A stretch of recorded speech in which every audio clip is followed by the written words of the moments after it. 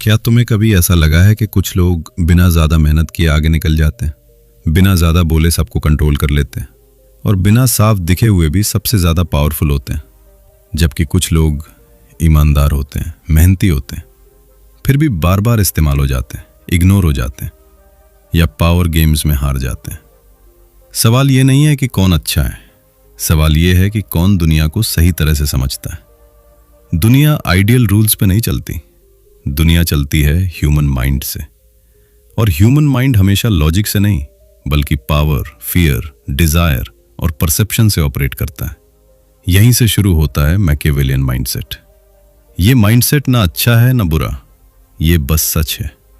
एक ऐसा सच जिसे जानने वाले अक्सर चुप रहते हैं और जिसे न जानने वाले अक्सर सफर करते हैं। बहुत साल पहले एक आदमी था, नाम था निकोलो मैकियावेली। उसने ये नहीं पूछा कि दुनिया जैसी होनी चाहिए वैसी क्यों नहीं है, उसने पूछा दुनिया जैसी है वैसी क्यों है। उसने नेताओं को देखा, राजाओं को देखा, सत्ता को गिरते उठते देखा और उसने एक अनकंफर्टेबल ट्रूथ लिखा। इंसान ज्यादातर समय नैतिक नहीं बल्कि स्वार्थी, डरपोक और अवसरवादी होता है। यह बात सुनने में हार्श लगती है, लेकिन सोचो, क्या तुम्हारा एक्सपीरियंस इससे अलग है? लोग रिस्पेक्ट कब देते हैं? जब तुम्हें पावरफुल मानते हैं। लोग फॉलो कब करते हैं? जब उन्हें कुछ चाहिए होता है या कुछ खोने का डर होता है। लोग लॉयल कब रहते हैं? जब तक लॉयल्टी उनके इंटरेस्ट में होती है। ये ऑडियो बुक तुम्हें क्रूअल नहीं बनाएगी, लेकिन ये तुम्हें बोला भी नहीं रहने देगी। ये ऑडियो बुक तुम्हें सिखाएगी लोग असल में कैसे सोचते हैं, पावर कैसे साइलेंटली काम करती है, मैनिपुलेशन कैसे दिखता नहीं फील होता है, और सबसे जरूरी, तुम खुद कैसे कंट्रोल में रहो ना कि कंट्रोल्ड बनो। ये किसी को नुकसान पहुंचाने की ट्रेनिंग नहीं है, ये खुद को नुकसान से बचाने की अवेयरनेस है। क्योंकि जो पावर को नहीं समझता वो किसी न किसी की पावर का शिकार बनता है। इस ऑडियो बुक में हम बात करेंगे हिडन साइकोलॉजिकल रूल्स की, इनविजिबल पावर गेम्स की, इमोशनल ट्रैप्स की और उस माइंडसेट की जो वीक नहीं अवेयर बनाता है। अगर तुम चाहते हो कि दुनिया तुम्हें बार बार इस्तेमाल करे तो ये ऑडियो बुक तुम्हारे लिए नहीं है। लेकिन अगर तुम चाहते हो कि तुम लोगों को समझो, खुद को संभालो और पावर डायनामिक्स में खो ना जाओ, तो आगे जो आने वाला है वो तुम्हारी सोच बदल देगा। अब सवाल ये नहीं है कि तुम इस माइंडसेट को पसंद करते हो या नहीं, सवाल ये है कि क्या तुम इस दुनिया को बिना समझे जीना चाहते हो या समझ के साथ। अगर जवाब दूसरा है तो चलो आगे बढ़ते हैं। चैप्टर 1, मैकियावेलियन माइंडसेट का असली सच। अक्सर जब लोग मैकियावेलियन शब्द सुनते हैं तो उनके दिमाग में एक ही इमेज आती है, चालाक, निर्दयी, धोखेबाज इंसान। लेकिन ये पूरी सच्चाई नहीं है, ये आधी समझ है, और आधी समझ हमेशा सबसे खतरनाक होती है। मैकियावेलियन माइंडसेट का मतलब दूसरों को नुकसान पहुंचाना नहीं है, इसका मतलब है दुनिया को बिना भ्रम के देख पाना। निकोलो मैकियावेली ने कभी यह नहीं कहा कि बुरे बनो, उसने ये कहा कि इंसान जैसे हैं वैसे समझो, ना कि जैसे तुम चाहते हो कि वे हों। यहीं पर ज्यादातर लोग गलती करते हैं। हम मान लेते हैं कि लोग फेयर होंगे, लोग लॉयल होंगे, लोग सच बोलेंगे, लोग अच्छाई को रिवॉर्ड देंगे। लेकिन असल जिंदगी में लोग ऐसा नहीं सोचते। असल जिंदगी में इंसान सोचता है, मुझे इससे क्या मिलेगा, मेरा रिस्क क्या है, मेरी इमेज पर क्या असर पड़ेगा, मैं वीक तो नहीं दिख रहा। मैकियावेलियन माइंडसेट इन्हीं सवालों को समझने की कला है। ये माइंडसेट कहता है इंसान मोरल नहीं होता, इंसान सिचुएशनल होता है। जब हालात बदलते हैं तो इंसान के प्रिंसिपल्स भी बदल जाते हैं। आज जो तुम्हारी तारीफ कर रहा है, कल वही तुम्हें इग्नोर कर सकता है अगर पावर का बैलेंस बदल जाए। और यही हार्श ट्रूथ स्ट्रांग लोगों को वीक लोगों से अलग करता है। स्ट्रांग लोग उम्मीदों पे नहीं चलते, वे पैटर्न्स पे चलते हैं। वे ये नहीं पूछते ये इंसान अच्छा है या बुरा, वे पूछते हैं ये इंसान किस सिचुएशन में क्या करेगा। मैकियावेलियन माइंडसेट तुम्हें पैरानॉइड नहीं बनाता, ये तुम्हें अवेयर बनाता है। अवेयर कि हर स्माइल जेन्युइन नहीं होती, हर प्रॉमिस परमानेंट नहीं होता, हर हेल्प सेल्फलेस नहीं होती। और ये अवेयरनेस तुम्हें बिटर नहीं बल्कि बैलेंस बनाती है। अब एक और गलतफहमी समझो, मैकियावेलियन माइंडसेट का मतलब इमोशनलेस रोबोट बनना नहीं है। असल में इमोशनली वीक लोग सबसे ज्यादा इमोशनल डिसीजंस लेते हैं। स्ट्रॉन्ग मैकियावेलियन थिंकर्स इमोशन को समझते हैं, लेकिन इमोशन के गुलाम नहीं बनते। वे जानते हैं कब बोलना है, कब चुप रहना है, कब ट्रस्ट करना है और कब डिस्टेंस बनाना है, क्योंकि वे ये समझते हैं कि दुनिया सिंपैथी से नहीं, परसेप्शन और पावर से चलती है। अगर लोग तुम्हें वीक समझते हैं तो वे तुम्हारी अच्छाई का फायदा उठाएंगे। अगर लोग तुम्हें स्ट्रॉन्ग समझते हैं तो वही लोग बाउंड्रीज रिस्पेक्ट करेंगे। यही कारण है कि मैकियावेलियन माइंडसेट ज्यादातर लोगों को अनकंफर्टेबल करता है, क्योंकि ये फैंटेसी तोड़ देता है। ये कहता है दुनिया फेयर नहीं है, लेकिन समझदार इंसान दुनिया को समझकर अनफेयर नहीं बनता, बल्कि सेफ और स्ट्रेटेजिक बनता है। इस माइंडसेट का पहला रूल है, जो दिख रहा है उस पर मत चलो, जो काम कर रहा है उसे समझो। और यही रूल तुम्हारी सोच को धीरे धीरे बदलना शुरू करता है। चैप्टर 2, पावर की साइकोलॉजी। जो दिखती नहीं वही चलती है। ज्यादातर लोग पावर को पहचान ही नहीं पाते, क्योंकि वे पावर को वहां ढूंढते हैं जहां वो सबसे कम होती है। ऊंची आवाज, गुस्सा, पद या दिखावा। असल पावर कभी चिल्लाती नहीं, वो क्वाइटली काम करती है। अगर किसी को बार बार ये बताना पड़े कि मैं पावरफुल हूं, तो समझ लो वो नहीं है। पावर का पहला नियम यही है, जो सच में पावरफुल होता है उसे साबित करने की जरूरत नहीं पड़ती। अब सोचो, किसकी बात लोग ध्यान से सुनते हैं? जो सबसे ज्यादा बोलता है या जो कम बोलकर भी माहौल बदल देता है? किसके सामने लोग अपनी भाषा बदल लेते हैं? जिसके पास टाइटल है या जिसके पास इन्फ्लुएंस है? यही फर्क है विजिबल पावर और इनविजिबल पावर में। विजिबल पावर दिखती है, डेजिग्नेशन, यूनिफॉर्म, स्टेटस, अथॉरिटी। लेकिन इनविजिबल पावर महसूस होती है, साइलेंस में, टाइमिंग में, कंट्रोल में। और मैकियावेलियन माइंडसेट इसी इनविजिबल पावर को समझने की कला है। पावर का दूसरा बड़ा सच, पावर फोर्स से नहीं आती, पावर डिपेंडेंस से आती है। जिस इंसान की तुम्हें जरूरत है वही तुम पर पावर रखता है। इसलिए पावरफुल लोग खुद को यूजफुल बनाते हैं, लाउड नहीं। वे खुद को इररिप्लेसेबल बनाते हैं, इंप्रेसिव नहीं। और यही रीजन है कि कुछ लोग बिना थ्रेट दिए भी लोगों से काम करवा लेते हैं, क्योंकि सामने वाला जानता है अगर मैंने इनसे दूरी बनाई तो मेरा नुकसान होगा। ये डर नहीं है, ये कैलकुलेशन है। पावर इमोशनल नहीं होती, पावर लॉजिकल होती है। अब एक अनकंफर्टेबल बात, ज्यादातर लोग पावर से डरते हैं, इसलिए वे उसे डिनाई करते हैं। वे कहते हैं मुझे पावर नहीं चाहिए, मैं सिंपल इंसान हूं, मैं पॉलिटिक्स में नहीं पढ़ता। लेकिन पावर तुम्हें पूछकर नहीं आती, पावर ऑलरेडी हर जगह है। वर्क प्लेस में, रिलेशनशिप्स में, फैमिली में, फ्रेंड सर्कल में, जहां 2 से ज्यादा लोग हैं वहां पावर डायनामिक्स हैं। पावर को इग्नोर करने का मतलब है खुद को वल्नरेबल बनाना। और मैकियावेलियन माइंडसेट वल्नरेबिलिटी से नहीं, क्लैरिटी से पैदा होता है। पावर का तीसरा रूल, जो अपनी इमोशंस कंट्रोल नहीं कर सकता वो कभी पावर कंट्रोल नहीं कर सकता। गुस्सा, इनसिक्योरिटी, जेलसी, ये सब पावर लीक्स हैं।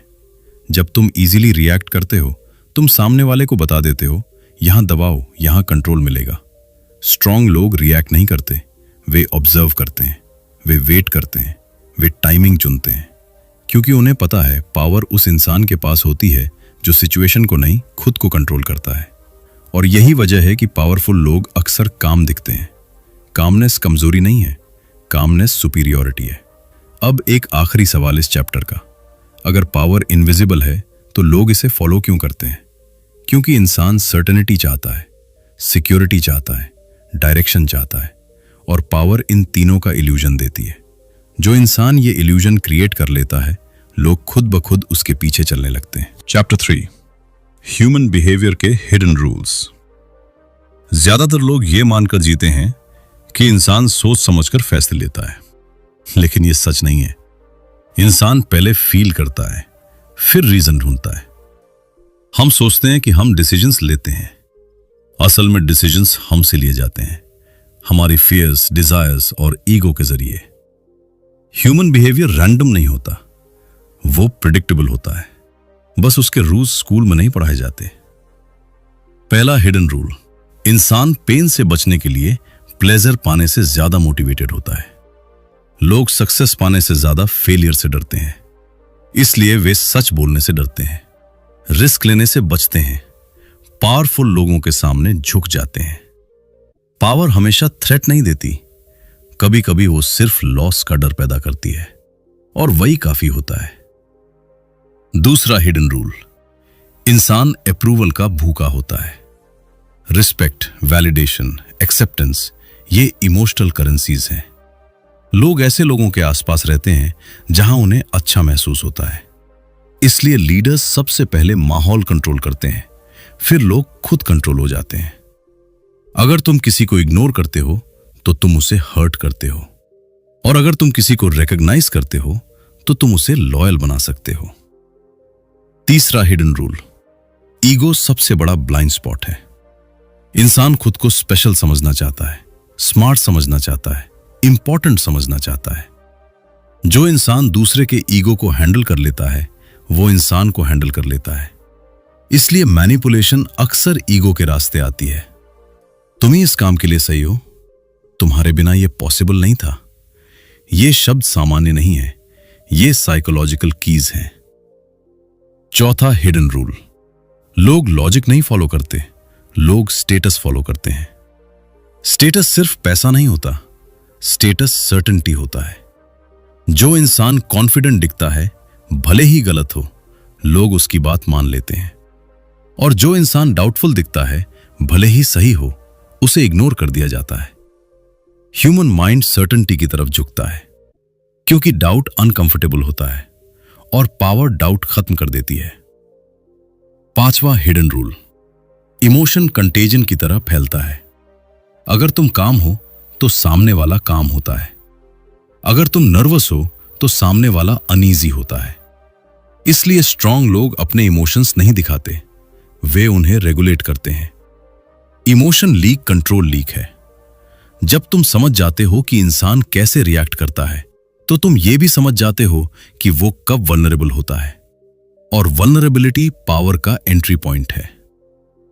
लेकिन याद रखो, इस ऑडियो बुक का मकसद तुम्हें प्रेडेटर बनाना नहीं है, इसका मकसद है तुम्हें अवेयर बनाना। क्योंकि जो इन रूल्स को नहीं जानता वो अननोइंगली इन रूल्स से कंट्रोल होता है। जब तुम कम बोलते हो लोग ज्यादा सोचते हैं, जब तुम ज्यादा बोलते हो लोग तुम्हें पढ़ लेते हैं। स्ट्रांग लोग अपनी सारी कार्ड्स टेबल पर नहीं रखते, वे एम्बिग्विटी छोड़ते हैं और एम्बिग्विटी से लोग खुद अजम्पशंस बना लेते हैं। कंट्रोल का तीसरा सच, स्पीड कंट्रोल करने वाला डायरेक्शन भी कंट्रोल करता है। जो जल्दी रिएक्ट करता है वो गेम में पीछे होता है, जो वेट कर सकता है वो एडवांटेज में होता है। साइलेंस ऑकवर्ड लगता है लेकिन साइलेंस पावरफुल होता है। जब तुम तुरंत जवाब नहीं देते तो सामने वाला सोचता है ये इतना काम क्यों है, और वही मोमेंट पावर शिफ्ट का होता है। कंट्रोल का चौथा सच, नीड्स क्रिएट चेंज। जिस इंसान को तुम्हारी जरूरत है वो तुम्हारे कंट्रोल में है, चाहे वो माने या ना माने। इसलिए मैकियावेलियन थिंकर्स खुद को लाइकेबल नहीं, यूजफुल बनाते हैं। जब तुम रिप्लेसेबल होते हो तो तुम्हें पुश किया जाता है, जब तुम इररिप्लेसेबल होते हो तो तुम्हें रिस्पेक्ट किया जाता है। कंट्रोल का पांचवा सच, इमोशनल कंट्रोल सबसे बड़ा कंट्रोल है। जो इंसान तुम्हें इमोशनली डिस्टर्ब कर सकता है वो तुम्हें कंट्रोल कर सकता है। इसलिए मैनिपुलेशन हमेशा इमोशन से शुरू होती है, guilt, fear, hope, attachment. Strong लोग इमोशनल नहीं होते, वे इमोशनली अवेयर होते हैं। वे फील करते हैं लेकिन फ्लो में नहीं बहते। वे जानते हैं रिएक्शन बराबर लॉस ऑफ कंट्रोल और रिस्पॉन्स बराबर रिटेन्ड पावर। इस चैप्टर का सबसे इंपॉर्टेंट लाइन याद रखो, कंट्रोल कभी सामने वाले को दबाकर नहीं आता। कंट्रोल तब आता है जब सामने वाला खुद को फ्री समझता है। चैप्टर 5, मैनिपुलेशन वर्सेस इन्फ्लुएंस, फर्क जो जिंदगी बदल देता है। मैनिपुलेशन और इन्फ्लुएंस सुनने में ऑलमोस्ट एक जैसे लगते हैं। दोनों में लोग तुम्हारी बात मानते हैं, दोनों में बिहेवियर बदलता है, दोनों में साइकोलॉजी काम करती है, लेकिन अंदर से दोनों बिल्कुल अलग हैं। इन्फ्लुएंस में सामने वाला स्ट्रांग होता है, मैनिपुलेशन में सामने वाला वीक होता है। यही सबसे बड़ा फर्क है। इन्फ्लुएंस लोगों को एम्पावर करती है, मैनिपुलेशन लोगों को कंफ्यूज करती है। इन्फ्लुएंस ट्रांसपेरेंसी से आती है, मैनिपुलेशन हिडन एजेंडा से। लेकिन प्रॉब्लम यह है कि मैनिपुलेशन कभी ओपनली सामने नहीं आती, वो हमेशा इन्फ्लुएंस का मास्क पहनकर आती है। मैनिपुलेशन का पहला संकेत, तुम गिल्ट महसूस करने लगते हो। अगर कोई तुम्हें बार बार ये फील कराए कि मैंने तुम्हारे लिए इतना किया, तुम्हें तो ये करना ही चाहिए, तो समझ लो तुम्हारे इमोशंस को लेवरेज किया जा रहा है। इन्फ्लुएंस में चॉइस होती है, मैनिपुलेशन में ऑब्लिगेशन। मैनिपुलेशन का दूसरा संकेत, ऑर्गेंसी बिना वजह बनाई जाती है। अभी फैसला करो, अब नहीं तो कभी नहीं, सोचने का टाइम नहीं है। जब टाइम प्रेशर डाला जाए तो लॉजिक शट डाउन हो जाता है और इंस्टिंक्ट कंट्रोल में आ जाता है। स्ट्रांग लोग कभी तुम्हें हरी नहीं कराते, क्योंकि हरी वीक डिसीजन का गेट है। मैनिपुलेशन का तीसरा संकेत, इंफॉर्मेशन अधूरी दी जाती है। सच का आधा हिस्सा सबसे पावरफुल झूठ होता है। मैनिपुलेटर्स पूरी पिक्चर नहीं दिखाते, वे वही बताते हैं जो उनके फेवर में हो। इन्फ्लुएंसर्स रिस्क भी बताते हैं, लिमिटेशंस भी बताते हैं। मैनिपुलेशन का चौथा संकेत, तुम्हारी सेल्फ डाउट बढ़ने लगती है। अगर किसी के साथ रहकर तुम खुद पर सवाल करने लगो, शायद मैं ही गलत हूं, शायद मैं ज्यादा सोच रहा हूं, तो सावधान हो जाओ। हेल्दी इन्फ्लुएंस क्लैरिटी देता है, मैनिपुलेशन कंफ्यूजन। मैनिपुलेशन का पांचवा संकेत, प्रेज और पनिशमेंट का साइकिल। कभी अचानक ज्यादा तारीफ, कभी अचानक कोल्ड बिहेवियर। ये इमोशनल रोलर कोस्टर एडिक्शन पैदा करता है और एडिक्शन कंट्रोल का स्ट्रॉन्गेस्ट फॉर्म है। अब एक अनकंफर्टेबल ट्रूथ, मैनिपुलेशन हमेशा बुरी इंटेंशन से नहीं आती। कभी कभी लोग खुद इतने इनसिक्योर होते हैं कि कंट्रोल ही उनका सर्वाइवल बन जाता है। लेकिन इंटेंशन चाहे जो हो, इफेक्ट वही रहता है, तुम वीक हो जाते हो। इस ऑडियो बुक का मकसद तुम्हें मैनिपुलेटर बनाना नहीं है, इसका मकसद है तुम्हें इम्यून बनाना। जब तुम अवेयर हो जाते हो तो मैनिपुलेशन काम करना बंद कर देती है। अवेयरनेस मैनिपुलेशन का एंटीडोट। 6, emotional detachment. दिल नहीं, दिमाग से सोचने की ताकत। जब लोग इमोशनल डिटैचमेंट सुनते हैं तो उन्हें लगता है कि इसका मतलब है ठंडा, बेरहम या इनसेंसिटिव बन जाना। लेकिन इमोशनल डिटैचमेंट दिल ना होने का नाम नहीं है, यह दिल से अंधा ना होने का नाम है।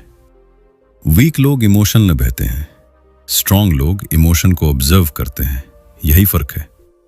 इमोशनल डिटैचमेंट का पहला सच, अटैचमेंट क्लैरिटी छीन लेता है। जिस चीज से तुम बहुत ज्यादा जुड़ जाते हो, तुम उसके बारे में सच नहीं देख पाते।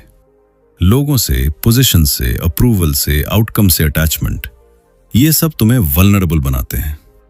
जिस इंसान से तुम इमोशनली अटैच्ड हो, वही इंसान तुम्हें मैनिपुलेट कर सकता है।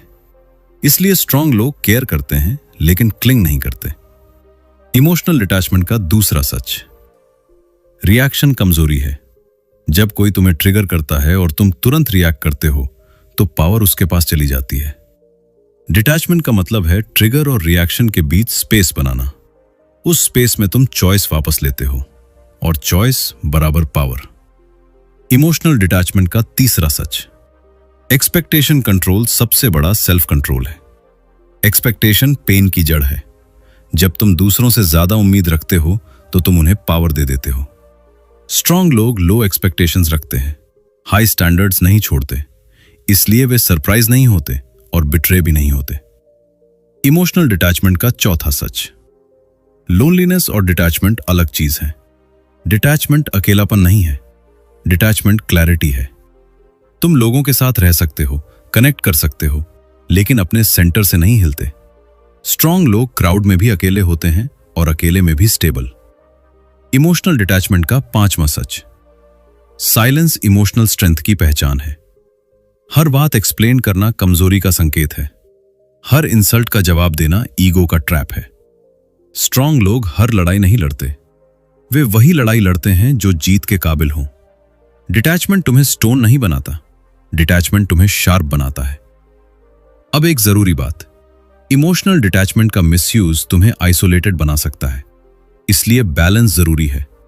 डिटैचमेंट का मतलब है फील करना पर ड्राउन नहीं होना, केयर करना पर लूज नहीं होना, लव करना पर ब्लाइंड नहीं होना, और यही बैलेंस तुम्हें पावर गेम्स में सेफ रखता है। Chapter 7, real life power games, जहां असल खेल खेला जाता है। पावर गेम्स किताबों में नहीं खेले जाते, वे रोजमर्रा की जिंदगी में होते हैं, बिना अनाउंसमेंट के, बिना रूल्स बताए। और जो इन्हें नहीं पहचानता वह अनअवेयरली प्लेयर नहीं, पाउन बन जाता है। ऑफिस में पावर सबसे ज्यादा सब्टिल होती है। ये डिजाइनेशन से कम, परसेप्शन से ज्यादा चलती है। जो इंसान हर काम के लिए अवेलेबल है वो वैल्यूएबल नहीं, एक्सप्लॉयटेबल बन जाता है। जो इंसान बाउंड्रीज रखता है वही रिस्पेक्ट पाता है। मीटिंग्स में ध्यान दो, कौन डिसाइड करता है, कौन अप्रूव करता है और कौन सिर्फ एग्जीक्यूट करता है। पावर वहीं है जहां डिसीजन है। स्ट्रांग लोग क्रेडिट लेने नहीं भागते, वे ओनरशिप लेते हैं। वे ब्लेम से नहीं डरते, क्योंकि ब्लेम पावर के साथ आता है। वीक लोग हर कॉन्फ्लिक्ट से बचते हैं, स्ट्रांग लोग जरूरी कॉन्फ्लिक्ट चूज करते हैं। रिलेशनशिप्स में पावर अक्सर लव के नाम पर छुपी होती है। जो ज्यादा डरता है खोने से, वही ज्यादा इन्वेस्ट करता है, और जो ज्यादा इन्वेस्ट करता है वही ज्यादा वल्नरेबल होता है। बैलेंस वही टूटता है। हेल्दी रिलेशनशिप में दोनों इमोशनली फ्री होते हैं। अनहेल्दी रिलेशनशिप में एक इमोशनली डिपेंडेंट होता है, दूसरा कंट्रोल करता है। Silent treatment, guilt, over possessiveness, ये सब लव नहीं, कंट्रोल के टूल्स हैं। लव में क्लैरिटी होनी चाहिए, फियर नहीं। ग्रुप्स में पावर स्टेटस से आती है। कौन ट्रेंड सेट करता है, कौन इन्फ्लुएंस करता है, किसकी बात लोग रिपीट करते हैं। जो इंसान खुद कंफर्टेबल होता है, लोग उसके आसपास कंफर्टेबल होते हैं।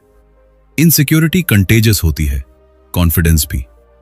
स्ट्रांग लोग क्राउड प्लीज नहीं करते, वे टोन सेट करते हैं और लोग एडजस्ट करते हैं।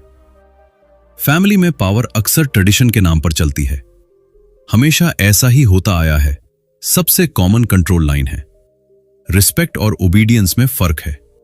रिस्पेक्ट फ्रीली दी जाती है, ओबीडियंस दबाव से आती है। स्ट्रांग लोग रिस्पेक्ट अर्न करते हैं, ओबीडियंस डिमांड नहीं करते। अब एक अनकंफर्टेबल रियलिटी। पावर गेम से भागा नहीं जा सकता, उन्हें सिर्फ समझा जा सकता है। और जो समझ लेता है वो खेल का हिस्सा बनता है, शिकार नहीं। लेकिन एक आखिरी खतरा बचता है। अगर तुम पावर साइकोलॉजी समझ गए तो क्या तुम डार्क साइड में फिसल सकते हो? और कैसे खुद को मैनिपुलेटर बनने से रोका जाए, यही हम अगले चैप्टर में खोलेंगे। चैप्टर 8, डार्क साइकोलॉजी से खुद को कैसे बचाएं। पावर साइकोलॉजी को समझना तलवार सीखने जैसा है। तलवार से तुम रक्षा भी कर सकते हो, और अगर संभालना ना आया तो खुद को घायल भी कर सकते हो। इस चैप्टर का मकसद है तुम्हें चालाक नहीं, सचेत बनाना, क्योंकि अवेयरनेस के बिना नॉलेज खतरनाक हो जाती है। पहला डिफेंस रूल, जो तुम्हें कंफ्यूज करे उससे डिस्टेंस रखो। मैनिपुलेशन साफ नहीं होती, वो फॉग की तरह होती है। अगर किसी के साथ रहकर तुम्हारा कॉन्फिडेंस कम हो रहा है, तुम्हें बार बार सेल्फ डाउट हो रहा है, तुम्हें गिल्ट फील कराया जा रहा है, तो प्रॉब्लम तुम्हारे अंदर नहीं, इंटरैक्शन में है। क्लैरिटी हेल्दी होती है, कंफ्यूजन कंट्रोल का टूल है।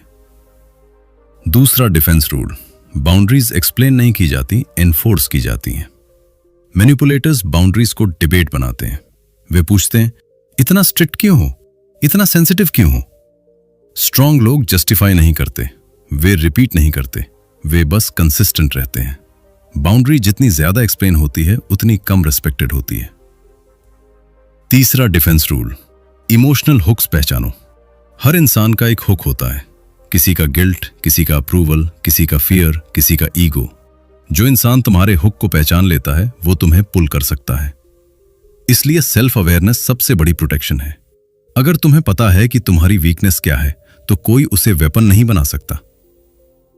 चौथा डिफेंस रूल, वर्ड से ज्यादा बिहेवियर देखो। मैनिपुलेटर्स बोलने में एक्सपर्ट होते हैं, लेकिन बिहेवियर हमेशा लीक करता है। जो कहता कुछ है और करता कुछ और, वो क्लैरिटी नहीं, स्ट्रैटेजी चला रहा है। स्ट्रांग लोग प्रॉमिसेस पर नहीं, पैटर्न्स पर भरोसा करते हैं। पैटर्न झूठ नहीं बोलता। पांचवां डिफेंस रूल, ओवर शेयरिंग बंद करो। जो लोग जल्दी सब कुछ बता देते हैं वे जल्दी कंट्रोल हो जाते हैं। हर बात हर किसी के लिए नहीं होती।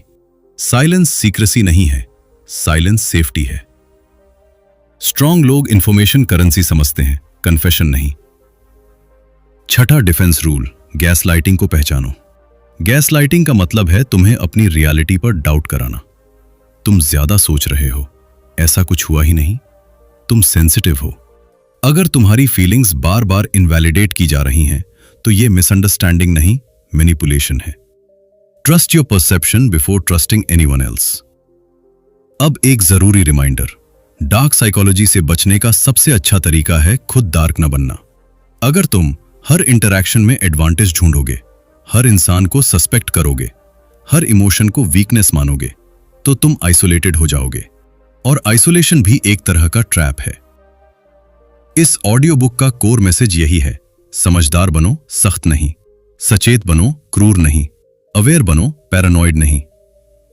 अब आखिरी से पहले एक सवाल, अगर पावर और साइकोलॉजी इतनी कॉम्प्लेक्स हैं तो इन्हें एथिकली कैसे यूज किया जाए, कैसे बैलेंस रखा जाए अवेयरनेस और ह्यूमैनिटी के बीच, यही हम अगले चैप्टर में खोलेंगे। Chapter 9, ethics and responsibility. Power के साथ इंसान बने रहना। पावर की नॉलेज तुम्हें दो रास्ते दिखाती है।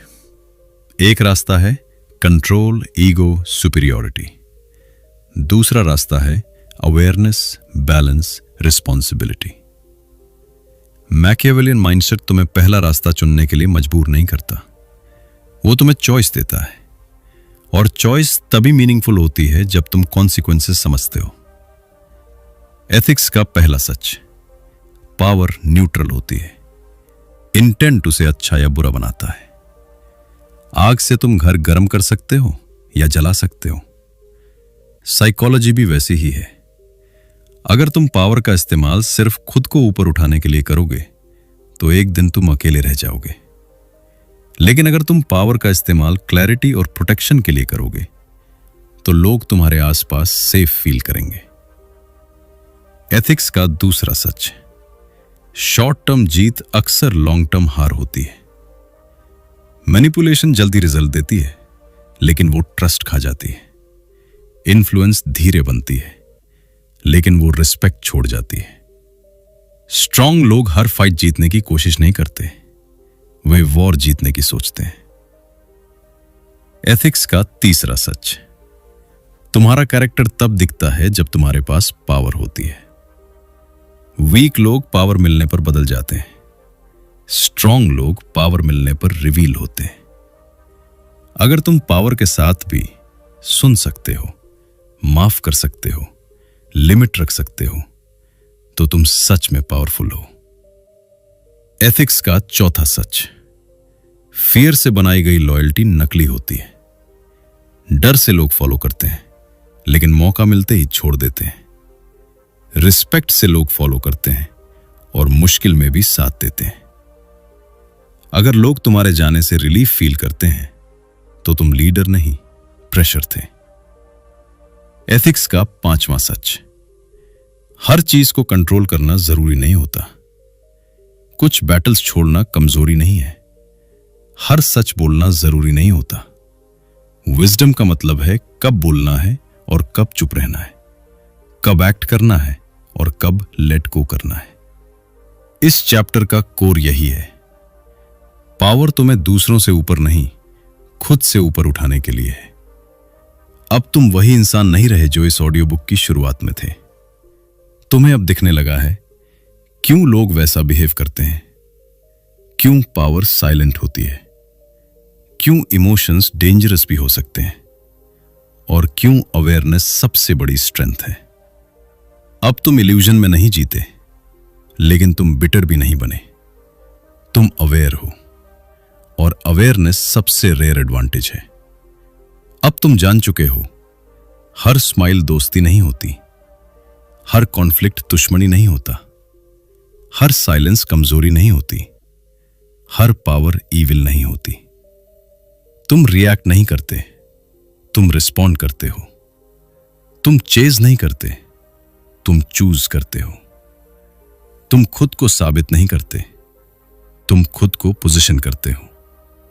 अब लोग तुम्हें कंट्रोल नहीं करते और तुम लोगों को क्रश नहीं करते। तुम बीच में चलते हो, क्लैरिटी के साथ। याद रखो, दुनिया सडनली फेयर नहीं हो जाएगी, पावर गेम्स खत्म नहीं होंगे, लेकिन अब तुम ब्लाइंड नहीं रहोगे। और जो इंसान ब्लाइंड नहीं होता वो शिकार नहीं बनता।